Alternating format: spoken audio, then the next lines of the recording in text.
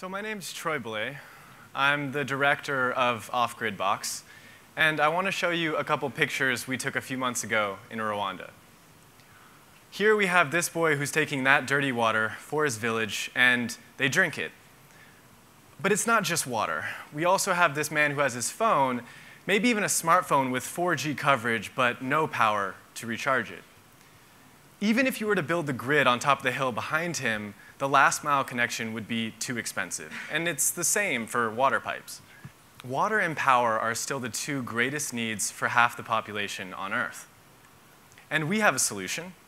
We are Offgridbox. We developed a cubic container, 2 meters by 2 meters, with solar panels on the top and water purification inside. This tough little box can provide clean water and power anywhere to anybody.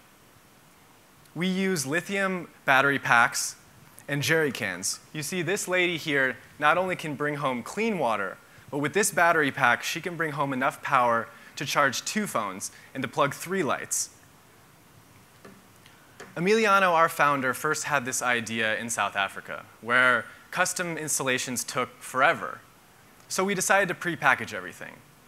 And now we have over 400,000 working hours across the globe. This box is set up in only 3 hours, providing water and power. If willing, we can talk about microfiltration, ultraviolet sterilization, remote monitoring, and even seawater desalination. But a major innovation here is the business model, a sustainable business model, changing the way we can finance and distribute affordable renewable energy and water. For example, the World Bank estimates that a family in Rwanda spends 43 cents a day on traditional electricity services. However, with us, they pay only 18 cents. So it's only 1/3 of their current budget. And on top of this, we become a community center, a hub, where we're able to distribute any service based on their needs and what they want to grow. How? Because we have a proven and financially sustainable model. We are for profit, but only because it makes it more sustainable of an impact. In Rwanda, we have a partnership with the government in order to help serve 420,000 families. So far, we've developed 20 boxes in 20 villages, but this is just in Rwanda. Due to this unique pay-as-you-go model, we're backed by key foundations, the United Nations Development Program in Tanzania, and Google in the Congo DRC. This is all because of our disruptive and innovative approach. Already, we are impacting 8 UN Sustainable Development Goals, and we can run this process for the long term because we hire 100% women, providing strong salaries and technical training. One of these women entrepreneurs is Joyce. One of these boxes costs about $25,000 in order to set up and deploy. But it generates $10,000 a year in revenue, with a box lasting 20 years. So we call for this initiative, and we hope that we can get this money for $250,000 in order to immediately impact 20,000 people. But by reinvesting the revenues, this impact will grow exponentially.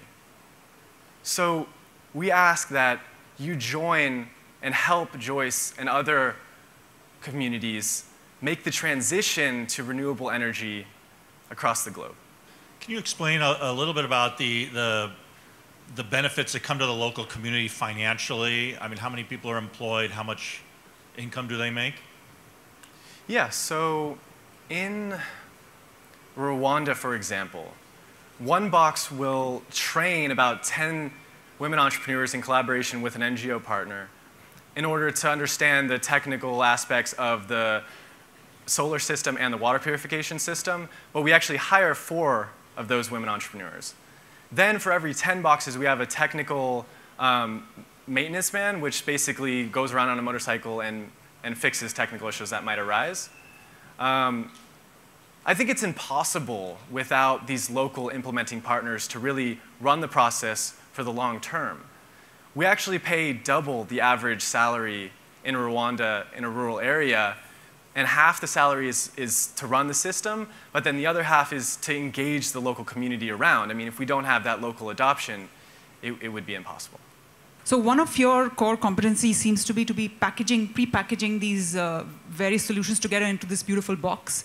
Can you explain how you bring all those components together and where you assemble this box? I think it's a constant pursuit of new technologies, which is very aligned with the theme today. And we don't build our own batteries, we don't build our own filters or solar panels, but it's critical to have a smart integration of these new technologies which keep coming up. I mean, every time we buy new panels, it's the same model, but the efficiency has increased and the price has decreased. So it's really powerful in order to keep staying at the edge. And that's why we're based in Boston and we have collaborations with MIT and other programs. But in order to simplify the process enough and have it truly off-grid, it needs to be very simplified and the maintenance needs to be extremely low. So that's what we focus on. I mean, over the last 5 years, the average maintenance cost for one of these boxes is only $400 per year. And the components are very common. I mean, you don't have to come to us just to get them. It's great to hear the kind of support you're getting from the Rwandese government, and they've told you that they want you to be expanding it to reach 420,000 families. If we were to ask the Rwandese government, what are the 2 things that they really like about the work that you're doing, what would they say? And one of the things that they would want you to do much better? So what we've seen so far is that because of how affordable we are, the government has been excited to partner with us in order to help people transition to energy. So for example, this battery pack with a few lights, a battery, and a phone adapter is about $12. So they actually own this material. However, it costs $100 to connect to the grid. So a few communities that we serve, there's actually a grid there, but the government wants us there in order to help people transition. And perhaps they transition to the grid and we can move the box to a new community, or if the grid doesn't want to go out there and they want it to be distributed systems, we can just stack up more boxes depending on their consumption habits. In terms of things that the government may be concerned about, I think that there has been a lot of precautions in terms of the certification, in terms of the water quality. So I think we had an advantage coming in because we were building these in Europe, and so we had the European standard. And so thankfully, we've been able to comply with all the regulations needed, but it's going to be a challenge going into the new countries and their different regulations. So as long as we scale at a decent pace that allows us to really understand the local needs, I think this could be a really powerful model for not only East Africa, but the rest of the world.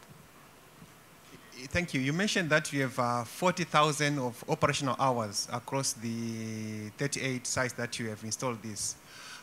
First of all, was there any major technical failure?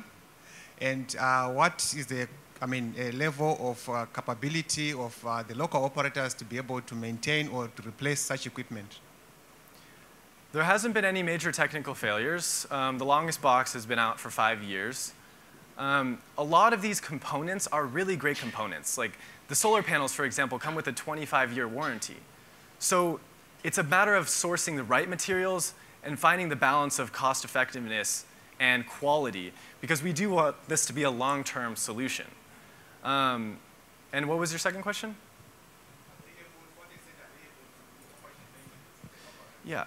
So, for example, we had one box to help out with the hurricane that happened in the Caribbean, and our box was actually set up by a local technician just with us on the phone. We didn't actually provide any direct training or send any of our own employees out there. So I think this is key to the simplicity and the turnkey approach that we've had. I mean, in order to simplify in a way that we don't even have to use words, we just have a picture manual, I think that's extremely powerful. What are your expansion plans? You've mentioned your 38 sites in Rwanda. Where do you want to go next? How do you feel? How will you engage other governments in the region and elsewhere towards achieving that? And how will winning this prize affect you, if you were to win this prize, affect you moving forward? So in order to become a sustainable business, we see that a goal of 50 boxes could cover our current team right now with just those reoccurring revenues. So right now it's really about scaling, but we need strong partners and able to do that. So partnering with this initiative is really powerful because not only can we get a direct impact by sponsoring boxes directly, but this will set us up for the long term in terms of scale and reducing costs and accessing new markets. I think that not enough is said about the potential partnerships. I mean, we've brought an amazing group of people in the room today. And I know a lot of them, I mean, just on the bus and other activities, like we've been talking about how maybe we should distribute other services from our box with the other startups or UN programs that could benefit from this. So there's a huge opportunity here, and I'm honored to just be a finalist. In terms of scaling up, we want to get to this 50 boxes. But we saw that even 20% of the rural off-grid market in Rwanda was going to be 1,000 boxes. So we have plenty of room to go in Rwanda, and that's our first objective. But I think running pilots in the nearby countries like Tanzania with the UN and in the Congo DRC with Google will allow us to see the flexibility of the model truly in terms of maybe different cultural norms or how to collaborate with different types of governments and officials.